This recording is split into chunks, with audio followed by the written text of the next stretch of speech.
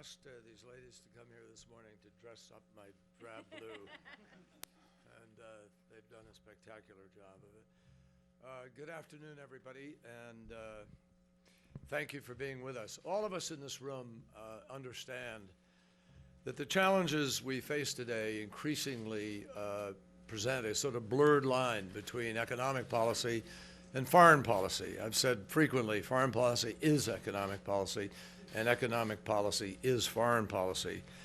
And our shared prosperity globally depends on how well we work together to be able to promote trade, attract investment, facilitate commercial activity, and especially innovation.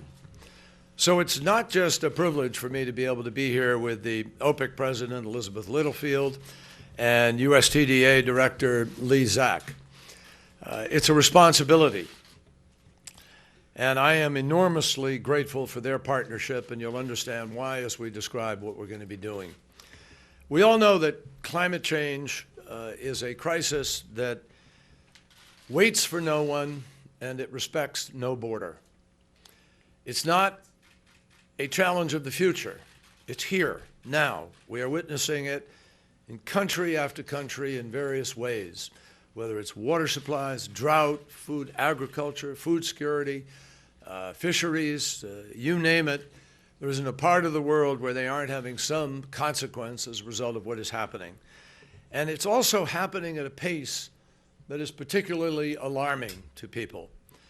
We also know that focusing only on sort of that reality without providing some alternatives is not adequate. And we're not going to do that, particularly when there are remarkable opportunities that are staring us in the face. The fact is that good energy solutions are climate solutions. The solution to climate change is energy policy. The choices that we make with respect to our energy policies of the future. And nowhere is that more true than in Africa. Africa can be a clean energy beacon for the world. And energy prosperity can actually replace energy poverty. This morning I met with the chair of the African Union, and she was talking to me, as I did in fact with several other presidents of countries, all of whom talked to me about their desire to leapfrog the mistakes, to go quickly into clean and alternative and renewable energy rather than the exploitation of fossil fuel and carbon and all of the problems that come with it. The United States wants to support countries across Africa that make that transition to the clean energy future more rapidly. And that's why we launched the U.S.-Africa Clean Energy Finance Initiative. And that's why I am proud to announce today that we are planning to commit an additional $10 million to this effort. More than 600 million Africans, nearly twice the population of the United States of America, live without access to electricity today. And our challenge is clear. We need to change those numbers and replace them with a partnership that benefits all sides by making sure that African companies, African cities, African towns, African families have access to clean and renewable energy. Through President Obama's Power Africa initiative and the agreements that OPEC and TDA are signing today, we are doing exactly that. And I'm very proud that U.S. ASEF is elevating our efforts in very tangible ways. Our partners are using U.S. ASEF funding to develop the first utility-scale wind power project in Senegal.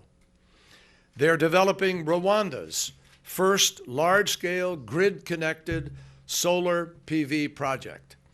And they're developing plans for hydro plants in Rwanda that will supply power to Sharia Hospital and villages in the north, bringing electricity to thousands of households for the very first time. Now, I want to emphasize the work that we are doing here is not hypothetical, it's not future. It's not a theory, it's real, and it's now. And it's real lives that we are improving as a consequence. I'll never forget, just a few months ago, I walked into the Gandhi Memorial Hospital in Addis Ababa, and As I walked into the front gate, on the back, I saw this big sign on the wall saying, Ethiopia and the United States of America, investing in a healthy future together.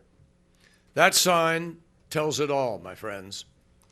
Together, we're not just investing in a healthier future today, we're investing in a cleaner, more sustainable future for all Africans. And that is the challenge that we face. And it's one that we believe will be made easier as people everywhere begin to realize that the 21st century, the challenge of developing clean and renewable sources of energy in this century, isn't a brake on economic growth. It's not something that holds you back. It is, in fact, a definition of possibilities.